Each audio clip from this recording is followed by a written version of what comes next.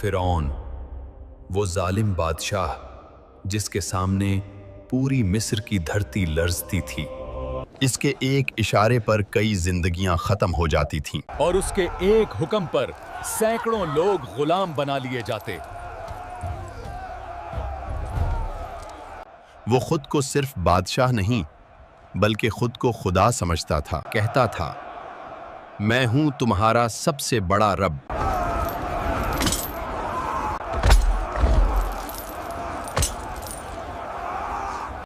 فرعون ایسا ظالم بادشاہ تھا جو بنی اسرائیل سے بھاری بوجھ اٹھواتا تھا اور انہیں بھاگنے سے روکنے کے لیے ان کے پیروں میں زنجیریں ڈال رکھی تھیں۔ وہ زنجیر اور توق پہنے ہوئے سیڑھیوں سے بالا خانوں تک چڑھ کر کام کرتے تھے۔ اکثر ایسا ہوتا کہ سیڑھیاں چڑھتے ہوئے کئی لوگ گر کر شدید زخمی ہو جاتے۔ لیکن فرعون کو اس کی کوئی پرواہ نہ تھی، کیونکہ اس نے سب کو غلام بنا رکھا تھا۔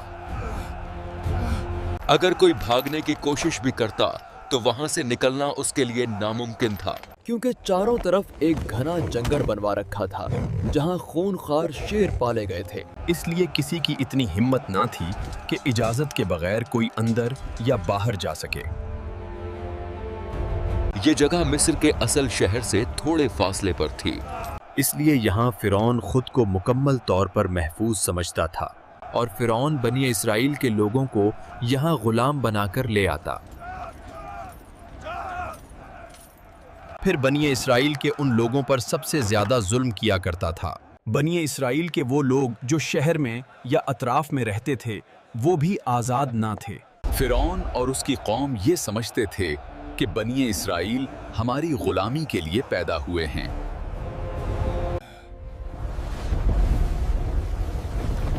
خواب دیکھا ہے کہ ایک بچہ میری حکومت کو ختم کر دیتا ہے،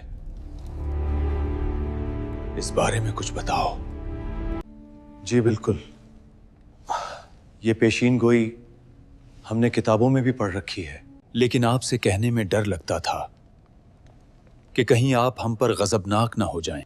بنی اسرائیل میں ایک بچہ پیدا ہوگا جو بڑی طاقت والا ہوگا۔ وہ آپ کی سلطنت کے خلاف اٹھے گا اور آپ کی حکومت کو ختم کر دے گا۔ میں ان کتابوں کو غلط ثابت کر دوں گا۔ وہ پیدا ہونے سے پہلے مر جائے گا۔ پھر اس نے ظلم کی وہ انتہا کر دی جس نے دنیا کو لرزا کر رکھ دیا۔ ہر سال ہزاروں جانیں اس خطرے کو دور کرنے کے لیے ختم کر دی جاتی۔ سنا ہے ہمارا نجات دہندہ آنے والا ہے، اور فرعون کی حکومت ہمیشہ نہیں رہے گی۔ کیا ہم بھی آزاد ہو جائیں گے؟ جی یہی سنا ہے کہ وہ بنی اسرائیل میں سے ہوگا اور ہمیں آزاد کرائے گا۔ لیکن فرعون نے تو ہر حاملہ عورت کی نگرانی کے لیے ایک دائی مقرر کر رکھی ہے، پھر کیسے ہوگا؟ اللہ کے حکم سے وہ دائی جو نگرانی کے لیے مقرر تھی حضرت موسیٰ علیہ السلام کی ماں کی سچی ہمدرد بن گئی۔ اس نے سب راز اپنے دل میں چھپا کر رکھے اور حمل کی خبر کسی کو نہ دی، اور یوں شدید خوف کے ان لمحوں میں حضرت موسیٰ علیہ السلام کی ولادت ہو گئی۔ اس گھر میں کوئی بچہ پیدا ہوا ہے تو بتاؤ۔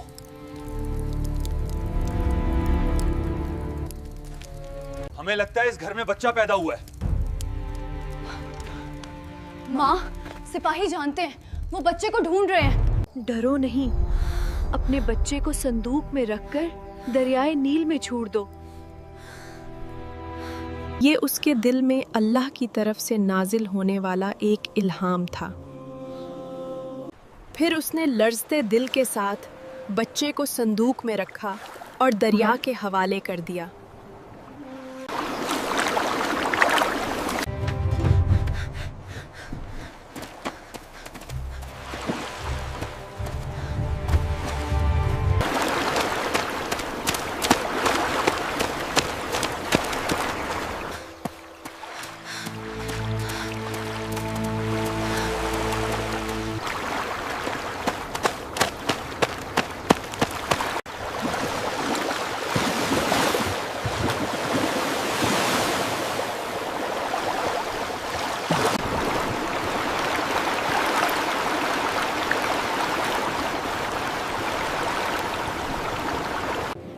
میرا آج دل اداس ہے.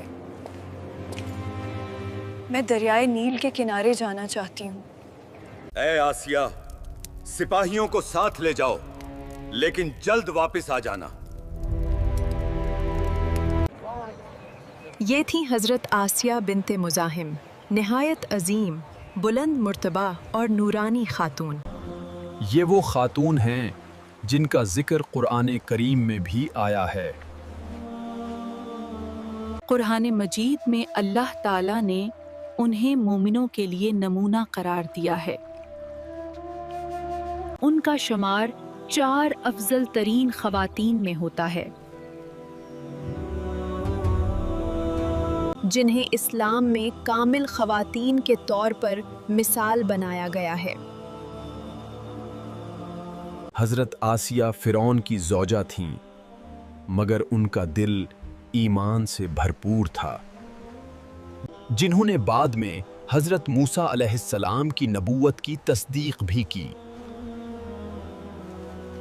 جبکہ فرعون کی سخت مخالفت کے باوجود اپنے ایمان میں ثابت قدم رہیں.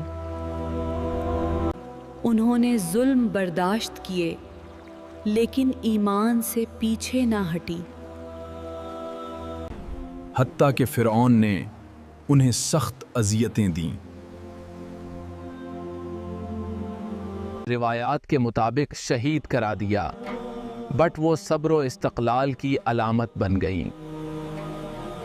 اچانک حضرت آسیہ کی نگاہ ایک صندوق پر پڑی.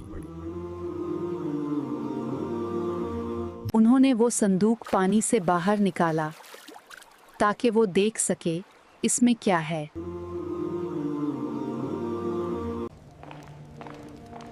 مجھے دریائے نیل کے کنارے ملا. میں اسے آپ کے سامنے لائی ہوں. یوں اللہ کی مشیت سے صندوق کا ڈھکنا خود فرعون کے ہاتھوں کھل گیا. یہ بچہ میری اور تیری آنکھوں کا نور ہے. اسے قتل نہ کرو. ممکن ہے یہ ہمارے لیے نفع بخش ہو، یا ہم اپنا بیٹا بنا لیں. اگر یہ بچہ بنی اسرائیل کا ہوا تو کیا معلوم یہی وہی بچہ ہوا. ہمارا کوئی لڑکا نہیں اور یہ بچہ ہے. اس کی پرورش ہم کریں گے، جیسا چاہیں گے ویسا بنے گا. دیکھیے تقدیر کا عجیب کھیل. جو موسیٰ کو مارنا چاہتا تھا، آج دشمن کا وہی محل موسیٰ کی پرورش کی جگہ بن گیا. اب مسئلہ یہ تھا کہ یہ بچہ کسی کا دودھ قبول ہی نہیں کر رہا تھا. جو عورت یہ بچہ کو دودھ پلائے گی اسے مال و دولت سے نوازا جائے گا. پھر یہ خبر حضرت موسیٰ علیہ السلام کی ماں تک پہنچ گئی. میں اس بچے کو دودھ پلانے کی کوشش کرتی ہوں، شاید یہ بچہ میرا دودھ قبول کر لے. جب حضرت موسیٰ کی ماں نے اسے دودھ پلایا تو اس نے خوشی سے دودھ قبول کر لیا. یوں ہر روز حضرت موسیٰ علیہ السلام کی ماں آتی اور دودھ دے کر چلی جاتی تھی.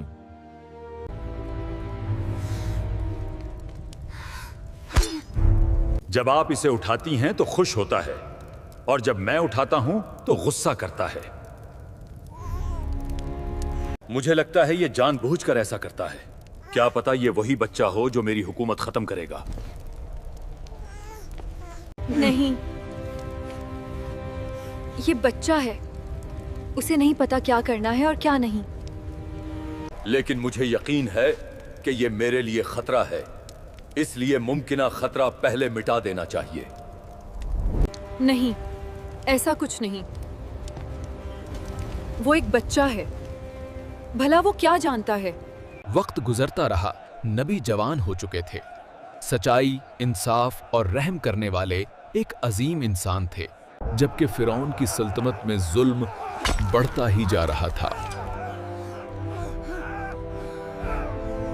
ان بیچاروں پہ کیوں ظلم کر رہے ہو؟ ہم صرف فرعون کے حکم کے پابند ہیں، کسی اور کی بات نہیں سنیں گے.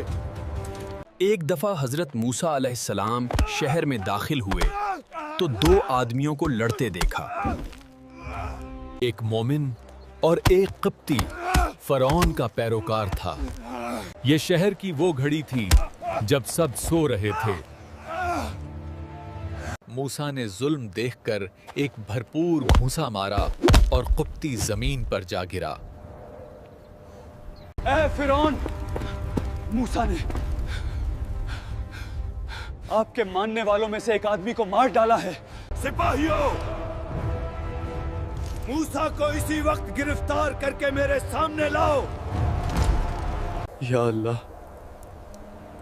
मेरा इरादा कत्ल करने का नहीं था। पता नहीं वो कैसे मर गया। मूसा को ढूंढो, फिरौन का हुक्म है, जल्दी करो। मूसा को ढूंढो, फिरौन का हुक्म है, जल्दी करो। ए मूसा, फिरौन के सिपाही आपकी तलाश में हैं। वो आपको कत्ल करवाना चाहता है। या अल्लाह, मुझे रास्ता दिखा। इस वक्त मुझे क्या करना चाहिए? ए मूसा, फिरौन जालिम है, तुम्हारा यहाँ रुकना मुनासिब नहीं, मदीन का रुख करो। यूं मूसा अलैहिस्सलाम कई दिन और कई रातें मुसलसल चलते रहे। आखिरकार मूसा अलैहिस्सलाम मदीन पहुंच गए, मगर बहुत थक चुके थे। अब यहां उनके लिए रिहाइश का मसला था और उनका खाना भी खत्म हो चुका था। फिर एक कुआं नजर आया जहां लोग अपने जानवरों को पानी पिला रहे थे और दो लड़कियां इंतजार कर रही थीं। आप परेशान क्यों खड़ी हैं? किस चीज का इंतजार कर रही हैं? हम इंतज़ार कर रही हैं। जब तक मर्द लोग अपने जानवरों को पानी ना पिला लें, हम आगे नहीं जा सकती। मुझे दो, मैं पानी पिला दूंगा।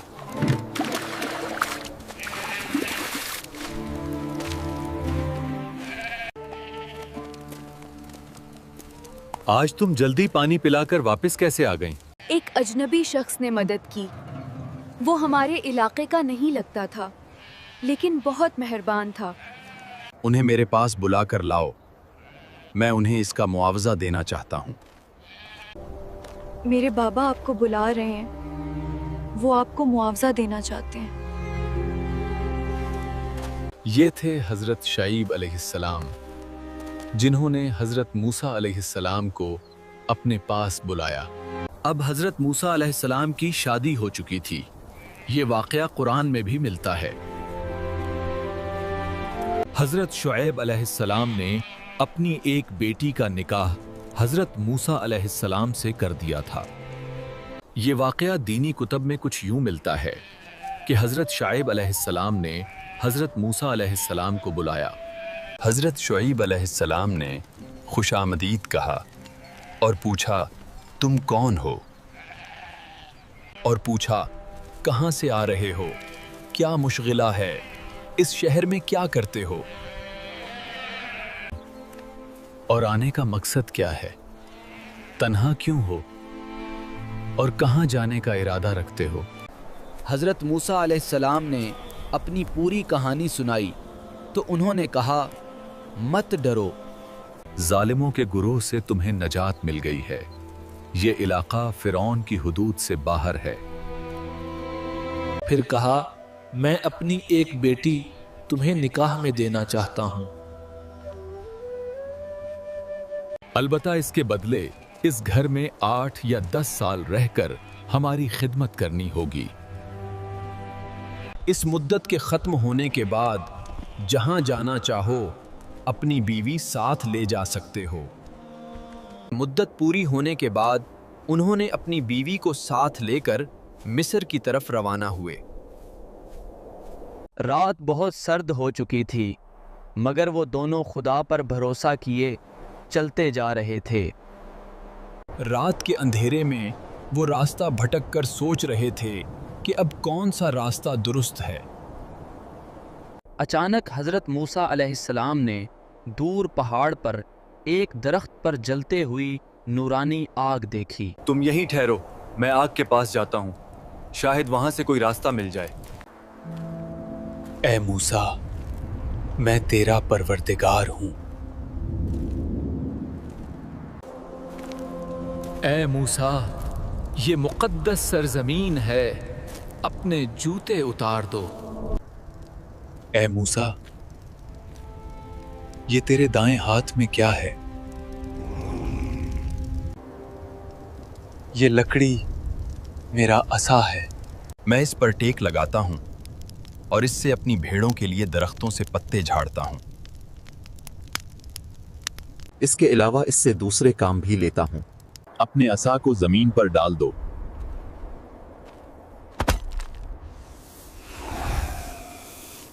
ये वाक़या दीनी कुतब में कुछ यूं मिलता है कि जब उन्होंने असा फेंका तो वो सांप बन गया। ये देखकर मूसा अलैहिस्सलाम डरे और पीछे हट गए। फिर मूसा अलैहिस्सलाम ने दोबारा आवाज़ सुनी, वापस आओ और डरो नहीं, तुम आमान में हो। एक लकड़ी का सांप में तब्दील हो जाना ये हज़रत मूसा अलैहिस्सलाम को अता करदा पहला मौजज़ा था। फिर अल्लाह ताला ने एक दूसरा मौजज़ा भी अता किया। मूसा अलैहिस्सलाम को हुक्म दिया गया कि अपना हाथ अपने गरेबान में डालो और बाहर निकालो। मूसा अलैहिस्सलाम ने जब हाथ बाहर निकाला तो वो सफ़ेद था और नूर से चमक रहा था। फिर आवाज़ आई, ए मूसा, ये दो मौजज़े तुम्हारे परवरदिगार की तरफ से आपको अता किए गए हैं। फिर हुक्म हुआ कि अब फ़िरौन के पास जाओ, उन्हें नेकी की दावत दो और बनी इस्राइल को आज़ाद कराओ। फिर हज़रत मूसा अलैहिस्सलाम ने अर्ज़ किया, मेरे परवरदिगार, मेरा सीना खोल दे, मेरे काम आसान कर दे, मेरी ज़ुबान की गिरह खोल दे ताकि वो मेरी बातों को समझें और इस काम में मेरे भाई हारून अलैहिस्सलाम को मेरा मुआविन व मददगार बना दे। फिर आवाज़ आई कि ए मूसा, तुम्हारी तमाम दरख्वास्तें कबूल हैं। हज़रत मूसा अलैहिस्सलाम अपने भाई हारून अलैहिस्सलाम के साथ फ़िरौन के पास पहुंच गए। मैं अल्लाह का रसूल हूं, बनी इस्राइल को आज़ाद कर दो। फ़िरौन ज़ोर से हंसा, जैसे मूसा अलैहिस्सलाम की बात उसके लिए महज एक मजाक हो। तू अल्लाह का रसूल है और तेरा रब कौन है? वही रब जो आसमानों और जमीन और जो कुछ इन दोनों के दरमियान है, उसका मालिक। जरा देखो तो ये शख्स क्या कह रहा है।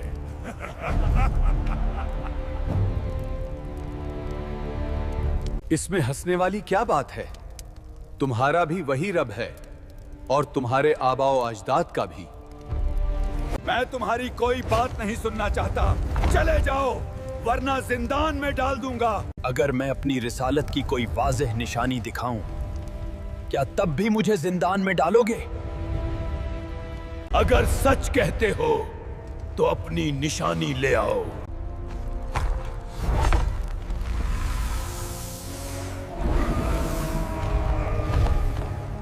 बादशाह सलामत, डरे नहीं, ये जादू के सिवा कुछ नहीं।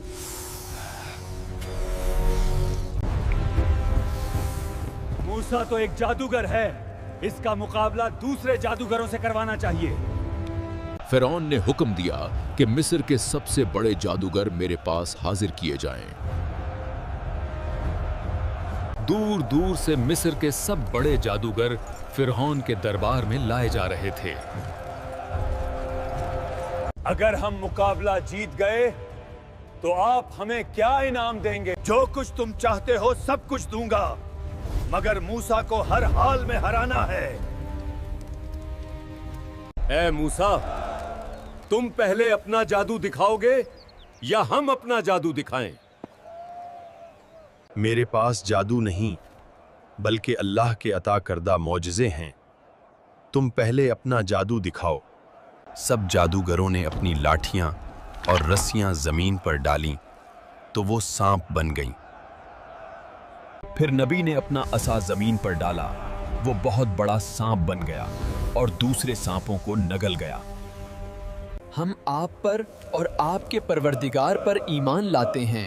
یہ واقعی معجزہ تھا، جادو نہیں۔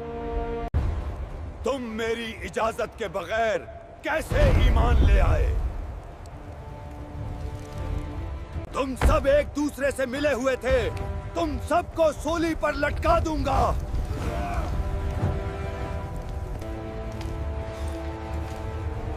اب بھی وقت ہے، ایمان لے آؤ، ورنہ جان لو کہ انقریب اللہ کی طرف سے طرح طرح کے عذاب آنے والے ہیں۔ کہا جاتا ہے کہ پہلا عذاب قحط کی صورت میں آیا مگر فرعون ایمان نہ لایا۔ پھر دوسرا عذاب طوفان کی صورت میں آیا مگر فرعون اور اس کی قوم ایمان نہ لائی۔ اس کے بعد ان کی زراعتوں اور درختوں پر ٹڈیوں نے حملہ کر دیا۔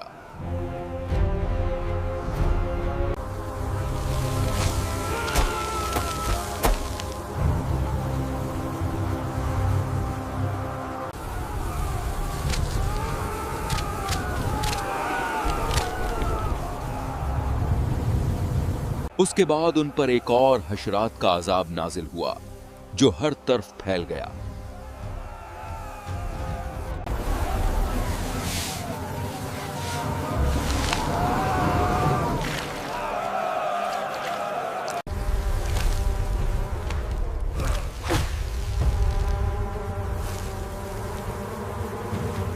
اے فرعون، اب بھی وقت ہے، ایمان لے آؤ اور بنی اسرائیل کو آزاد کر دو۔ اس کے بعد ان پر منڈکوں کا عذاب نازل ہوا۔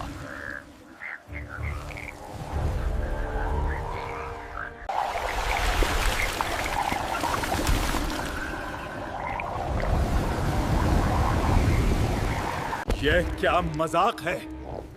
انہیں یہاں سے ہٹاؤ۔ حضور، یہ ہر طرف پھیل رہے ہیں۔ ان گھنونے مینڈکوں کو میرے کھانے سے دور کرو۔ جہن پناہ، ہم کیا کریں؟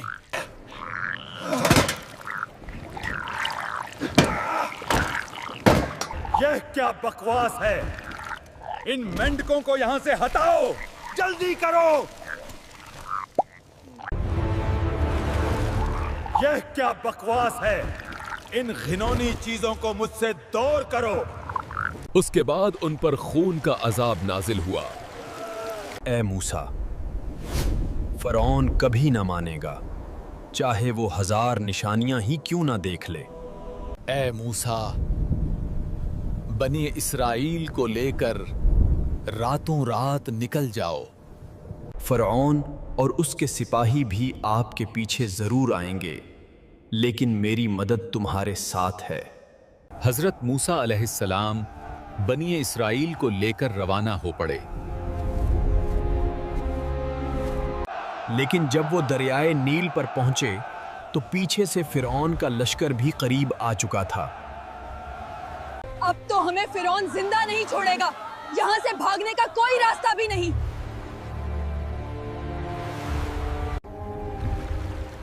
اے موسیٰ، اپنا عصا دریا کے پانی پر مارو۔ جب حضرت موسیٰ علیہ السلام نے دریائے نیل پر عصا مارا تو پانی کے درمیان راستہ بن گیا۔ آگے بڑھو، فتح ہماری ہے، بچاؤ، ہم ڈوب رہے ہیں۔ لیکن جب فرعون کا لشکر اس راستے میں داخل ہوا تو پانی نے ان سب کو ڈبو دیا۔